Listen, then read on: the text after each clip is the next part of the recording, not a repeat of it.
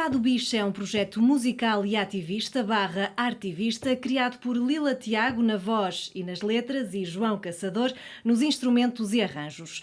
A dupla ocupou um género musical tradicionalmente rígido para desenvolver um fado iconoclasta que rebenta com códigos e importa temas que não tinham ainda expressão no fado, nomeadamente lutas que fazem parte das vidas das pessoas LGBTI em Portugal.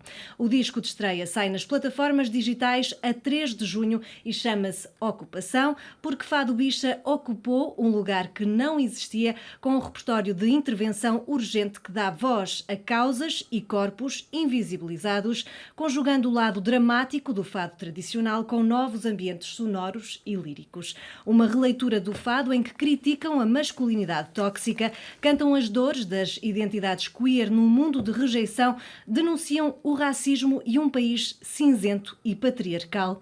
Um disco que dizem ser pensado como um manual de sobrevivência LGBTI em Portugal em 2022, em forma de música e discurso.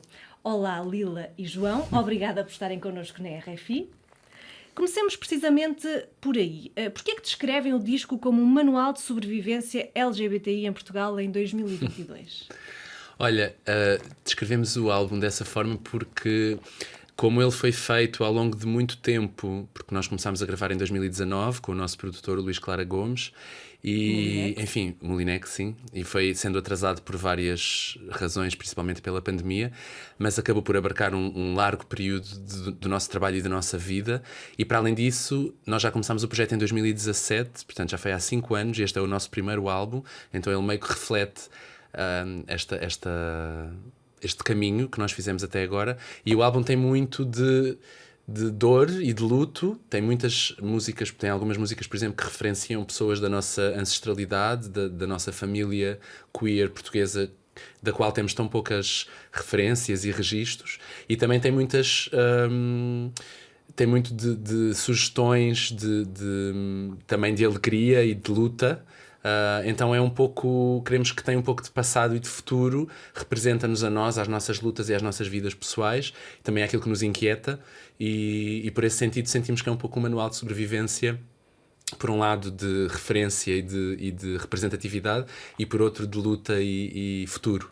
Precisamente, vocês também dizem que o disco é o resultado de uma jornada pessoal, artística e política. Este é um disco manifesto, ativista, artivista, João. É isso mesmo. O Fado Bicha começou por ser um exercício muito pessoal, interno, não é? Nós as duas, e obviamente enquanto corpos políticos que ocupam um espaço e que não querem fazer mais cedências, tanto na vida pessoal como na vida artística, e toda é obviamente um disco político e que procura também politizar quem o ouvir e despertar desconforto e despertar reflexão, e por isso tentámos fazer um disco que trouxesse muitas propostas políticas, ativistas, juntando a parte da arte com os nossos corpos, que é inevitável. E por isso é que o disco se chama Ocupação. Qual é a simbologia desta palavra? Olha, nós encontramos a certa altura numa entrevista uma metáfora que nos serve muito bem, que é, nós puxámos uma cadeira que não estava lá para nos sentar à mesa, para nos sentarmos à mesa. E esta mesa obviamente tem muitas acessões, não é só a mesa do fado em particular, mas é uma mesa de visibilidade e de existência plena. As pessoas LGBTI no mundo inteiro, mas falando especificamente de Portugal, estiveram à margem dessa vida plena e continuam a estar à margem dessa vida plena de muitas maneiras, e este disco obviamente não vai resolver isso, mas é um exercício simbólico, artístico, de ocupação nesse sentido, de recusar uma existência menos do que a existência plena para nós. Ou seja, é também um disco, de certa forma, subversivo, que trouxe um sopro de liberdade ao fado, mas espanta que uma tal libertação só aconteça agora, se é que acontece, quando tivemos, por exemplo, um António Variações que tentou fazer isso já há algum tempo. O que é que se passou? Portugal não estava preparado, agora está? Sim, sabes, este ano faz 40 anos da descriminalização da homossexualidade. Em Portugal, até 82, era crime a homossexualidade, e até os anos 90 era uma doença. Nós sentimos que falta muito muito um debate e uma reflexão pública e conjunta e muita visibilidade LGBT em Portugal. As pessoas continuam a ter que viver as suas vidas de uma forma dentro do armário, diria. Se calhar saímos do armário, mas depois entramos todos juntos noutro armário, com as famílias, com os amigos, e então nós queremos dar um pontapé nessa porta que está há muito tempo fechada e com este disco ocupar esse património que também é o nosso e as vidas que são as nossas e da nossa comunidade. Vamos então a esse pontapé. Já vamos ao lado musical, que é muito contemporâneo, mas primeiro as letras. De que é que falam as vossas músicas no disco?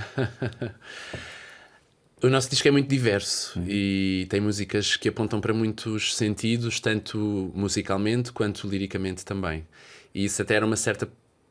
trouxe-nos alguma preocupação no sentido de pensarmos, será que o disco fica coeso, será que fica muito disperso?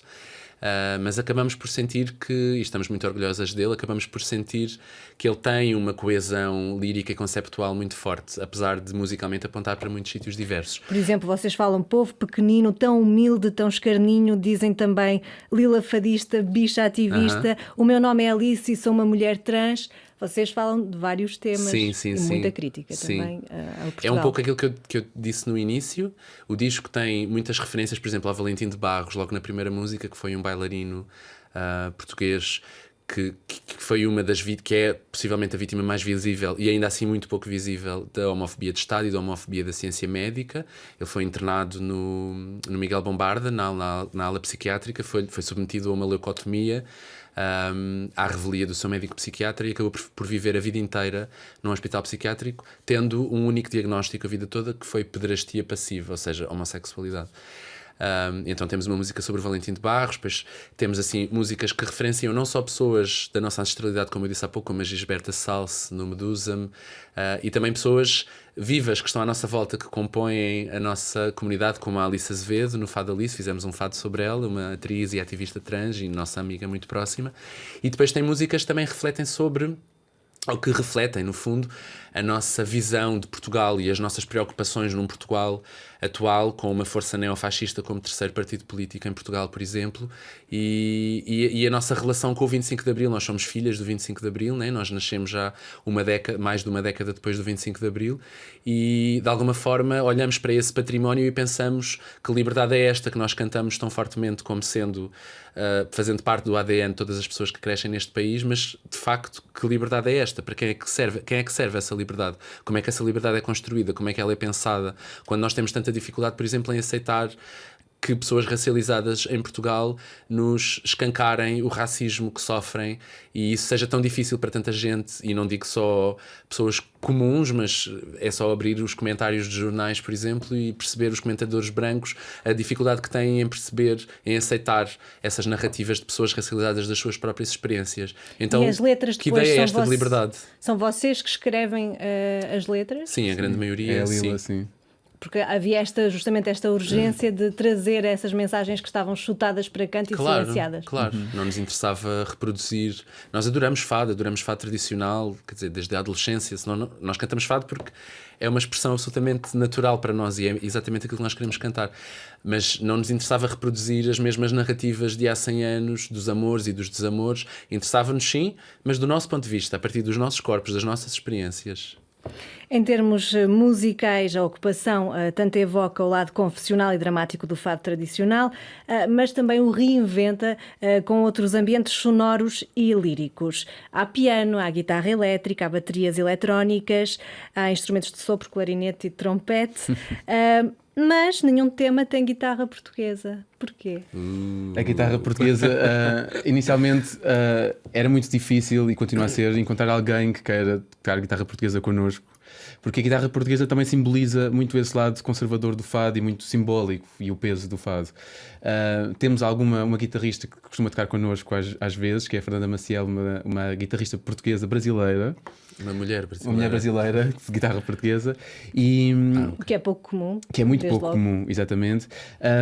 E a instrumentação que nós usamos, muito diferente, foi porque nós achamos e vemos o fado como uma matéria viva, como uma arte viva e quisemos lá trazê-lo para o nosso tempo, enquanto músicas que vivem o seu próprio tempo, e dessa forma de tornar esse património imaterial um património vivo e orgânico em que nós podemos trazê-lo para as nossas vidas e no fundo é voltar às origens do fado, que contava a vida do dia a dia, não é? De uma forma muito autêntica, e nós contarmos as nossas próprias histórias. E de acordo com as nossas possibilidades. Se não temos ninguém que toque guitarra portuguesa connosco, então não vai haver guitarra portuguesa. Mas de certa forma isso também traz um lado mais pop ao fado, um lado mais vanguardista, ou não? O facto de não terem guitarra portuguesa e terem outra batida mais eletrónica, por exemplo. Sim, talvez. Eu acho que é um pouco... Eu não penso muito nessa questão da vanguarda e da modernidade, até porque eu acho que ela às vezes é usada contra nós, no sentido de colocar as nossas identidades como invenções modernas, quando as pessoas queer e as pessoas dissidentes e as pessoas subversivas existem desde sempre.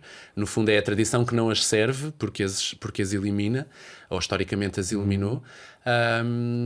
Eu penso mais, ok, nós vamos fazer com aquilo que temos à nossa volta, com as pessoas que se querem juntar a nós, que têm as suas forças para trazer ao nosso projeto, e fizemos este projeto com o Molinex. Ele é que nos conheceu primeiro, ouviu-nos assim num concerto muito por acaso e acabou por querer muito trabalhar connosco. Então foi um processo muito bonito, porque nós trazíamos as composições e as letras e trazíamos as nossas influências, e ele trazia as propostas dele, então ficava uma coisa muito cada uma a puxar para seu lado e a tentar encontrar um caminho comum e a entender o fado no meio disto, né? É como o João disse, o fado, há muito esta ideia do fado autêntico como sendo com a guitarra portuguesa e a viola clássica, a viola de fado, e que o fado é assim desde há 250 anos. Isso não é verdade. O fado já passou por múltiplas mutações. Qualquer objeto artístico, qualquer campo artístico, ele próprio se vai sempre mutando e reinventando à luz das gerações que seguem umas atrás das outras. E é isso que nós estamos a fazer. E, portanto, o fado é a ferramenta de trabalho, é a inspiração, é a base. À palavra fado vocês acrescentaram o adjetivo bicha. Porquê? Foi a Lila até que, quando começou o Fado Bicha, usou essa palavra, porque nós entendemos como uma palavra que já existe, essa forma de visibilidade no Brasil, que nós não inventámos nada, mas a ideia de apropriarmos um insulto que foi dirigido contra nós durante muito tempo e agora usá-lo como uma arma de visibilidade e de identidade também para nós. A Lila fala muitas vezes que a palavra bicha tem um simbolismo muito próprio, porque para além de significar uma pessoa afeminada ou com aquilo que poderemos ver ou definir como uma coisa mais feminina, de um homem, da parte de um homem, tem uma carga de, para além da homossexualidade, trazer essa carga de aproximar alguém masculino que abdica da sua masculinidade e se aproxima do lugar da mulher. Então aquilo que subjaz à palavra bicha e homofobia é muito a misoginia de um ser que se aproxima de um lugar feminino, tem que ser punido socialmente por isso. E então é muito interessante para nós ter essas várias camadas nessa palavra e juntar o profano e o sagrado, não é, do fado, e uma identidade nacional com uma identidade que é vista como suja e que vem sujar e manchar o fado. Então para nós esse desafio artístico e pessoal também é muito interessante. Precisamente vocês tocaram num campo algo sagrado. Como é que tem sido a recepção em termos de público em Portugal e lá fora? Porque vocês têm feito vários concertos, mais de 200, creio eu, em vários países. Olha, eu acho que assim, para responder curto e grosso, a recepção tem sido incrível desde o início. Há muitas pessoas que se têm desde o início, desde que comecei o projeto, ainda sem o João, que fiz 2 concertos. A recepção tem sido maravilhosa. Eu acho que muitas pessoas se sentem excitadas pelo exercício que nós levamos a cabo, se revêem no que nós fazemos, nas nossas pautas, naquilo que trazemos a nível do discurso, adoram todas as experimentações que fazemos a nível musical, e os concertos têm sido... crescemos muito, como é óbvio. Quando começámos num bar mínimo onde cabiam 20 pessoas, eu nunca imaginei que algum dia pudéssemos estar, por exemplo, a dar uma entrevista numa rádio em França, entendes? E eu acho que há uma energia muito de busca e de procura das pessoas para algo que elas sentem como sendo também arrancado da sua própria identidade e do seu património pessoal, cultural, e traduzido à luz das suas preocupações atuais. Eu acho que muita gente se liga com esse exercício. Muito obrigada a ambas pela entrevista e também por nos trazerem um tema do vosso disco que vão tocar aqui nos estúdios da RFI. Mas antes de irmos ao tema, Crónica do Macho Discreto, queria que me falassem um pouco deste tema, uma versão de um outro fado bem conhecido. Imagino que não tenha sido fácil reinventar este fado. Não, o fado é o Nas Paredes Confesso. Nós tocámos durante muitos anos essa música ao vivo, só que agora, quando fomos gravar o disco, os herdeiros dos direitos de autor, que são as pessoas que detêm esses direitos, e a possibilidade de nos deixar gravar ou não, recusaram, como muitos outros fados que nós tocávamos ao vivo, a possibilidade de nós podermos tocar esses fados. Então tivemos que mais uma vez, recriar todos os fados que tocávamos e obrigou-nos a compormos do início, de raiz, esses novos fados do álbum. E a Crónica do Macho Discreto é esse exemplo. Obviamente tem influências desse fado de Nas Paredes Confesso, mas é uma música totalmente nova e foi muito interessante porque nos possibilitou, foi a Lila que fez a letra, trazer ou invocar essa figura do macho discreto, que é uma mistura de ódio e de desejo que muitas pessoas LGBT sentem, e que traz a ideia das possibilidades do armário para os lugares onde é que nos pode empurrar, tanto de liberdade como da falta dela. E então é uma mistura que vive muito dentro de nós, diariamente, esta ideia da norma e de fora da norma, de viver dentro da norma e de fora da norma. Então é uma versão bem empática e ao mesmo tempo provocadora dessa realidade. Muito obrigada às duas por terem estado connosco e vamos então agora ficar com Crónica do Macho Discreta de Fado Bicha, convidadas aliás para atuar na Noite dos Fados no São Catre, em Paris. Obrigada.